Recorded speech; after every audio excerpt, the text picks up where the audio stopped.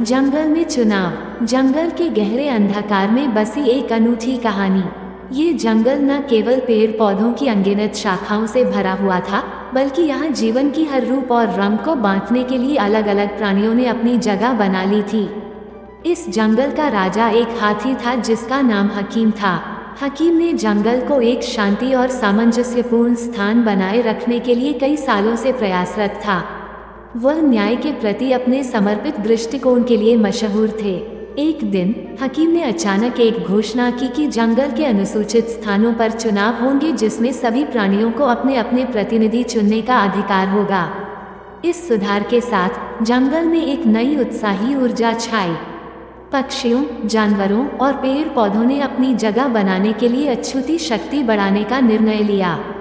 सभी विभागों में चुनौती देने के लिए तैयार होने का समय आ गया था। पहले दिन प्रधानमंत्री पक्षी वायल, जंगल के उच्चतम विचारक, ने अपनी चुनौती प्रस्तुत की। उन्होंने कहा, इस जंगल को और भी सुंदर बनाने के लिए हमें मिलकर काम करना होगा। फिर चिड़ियाघर के अध्यक्ष मुर्गानी ने अपनी दृष्टि साझा की। हमें अपने क्षेत्र में सबसे बेहतरीन विकास के लिए कठिनाइयों का सामना करना होगा। जंगल के भूमि विद्युत विभाग का प्रमुख बंदर बाजन ने भी अपनी राय दी। हमें जंगल के ऊपर से गुजरने वाली बिजलियों का सही से संभाल करना चाहिए ताकि हमारी सुरक्षा हो। इसके परिणामस्वरूप एक समृद्धि की दिशा में सभी प्राणियों ने साथ मिलकर काम करने का फैसला किया। चुनौतियों का सामना करने का संघर्ष ताकतवरी प्राणियों को मजबूती से जोड़ने का मौका दिया। प्रतिस्पर्धा के दौरान एक दिन हाथी राजा हकीम ने एक महत्वपूर्ण समस्या का सामना किया। एक अछूता क्षेत्र था जिसमें पेड़ों की वृद्धि धीरे धीरे कम हो रही थी।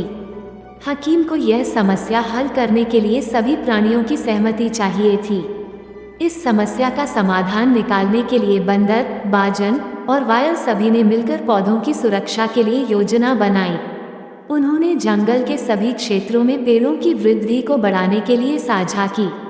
प्रतिस्पर्धा के अंत में सभी ने मिलकर एक नए उत्सव का आयोजन किया जिसमें जंगल के सभी प्राणी भाग लेंगे।